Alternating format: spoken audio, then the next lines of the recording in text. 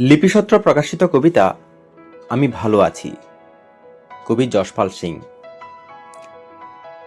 বেলা বয়ে যায় কালবেলার দিকে, আমি ভালো আছি কিভাবে বলি। মিনিট খানেক জল পড়েছিল শুকনো মাটিতে, পথঘাট, বাড়ির উঠোনে। কংক্রিটের গায়ে তবুও শেওলার মতো বেড়ে ওঠে সময়।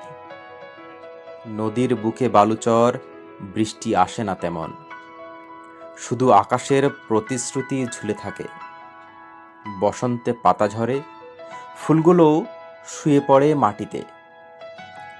আমার 100 কথার তাল পেকেছে, তোমার সাদা পোশাকে লাল দাগও স্পষ্ট।